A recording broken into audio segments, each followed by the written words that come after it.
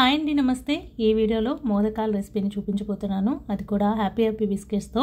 ఇంతకుముందు వీడియోలో ఓరియోతో చేసి చూపించాను కదా, ఈ మోదకాలు కూడా అలాగే ఉంటాయి, కానీ ఇవి చాక్లెట్ ఫిల్లింగ్తో తయారు చేస్తాను. మరి ఆలస్యం ఎందుకు, వీడియోలోకి వెళ్ళిపోదాము. ఇక్కడ నేను కొన్ని హ్యాపీ బిస్కెట్స్ని తీసుకున్నాను.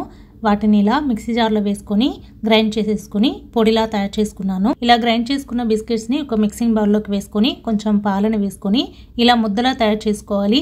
అలాగే వీటిలోకి నేను కొన్ని చాకో చిప్స్ కూడా వేసాను. చాకో చిప్స్ వేసుకున్న తర్వాత ఇలా ఒకసారి మిక్స్ చేసుకొని పక్కన పెట్టుకుంటున్నాను. అలాగే ఫిల్లింగ్ కోసమని డైరీ మిల్క్ని మెల్ట్ చేసి పక్కన పెట్టుకున్నాను. తర్వాత ఇలా మోదకాలు తయారు చేసుకునే మౌల్స్ ఉంటాయి, మీ దగ్గర ఇవి ఉన్నా తయారు చేసుకోవచ్చు, లేకపోయినా సరే చేత్తో కూడా ఉండలాగా తయారు చేసుకొని అలా అయినా కూడా రెడీ చేసుకోవచ్చు.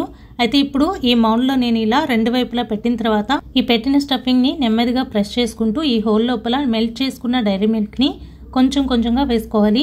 ఎంతవరకు అవసరమో అంతవరకు వేసుకొని తర్వాత ఈ హోల్ని బిస్కెట్స్ మిశ్రమంతో కవర్ చేసేయాలి. ఇలా స్టఫింగ్ ఫిల్లింగ్ చేసిన తర్వాత లోపల పెట్టిన ఈ మిశ్రమాన్ని జాగ్రత్తగా డిమోల్డ్ చేసుకోవాలి. అయితే బిస్కెట్స్ పొడిని నీళ్లు కానీ పాలు కానీ వేసి కలుపుకుంటాం కదా, అవి మాత్రం కొంచెం తక్కువగా వేసి కలుపుకోండి. మనం వేసిన పాలు నీళ్ళు కొంచెం ఎక్కువైనా సరే షేప్ అవుట్ అయిపోతుంది.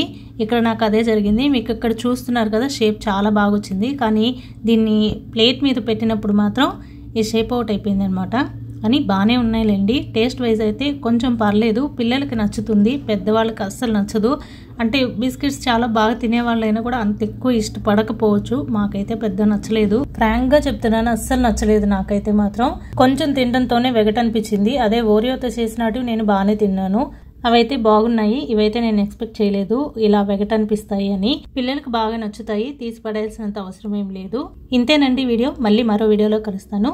అంతవరకు నమస్తే. Thank you for watching.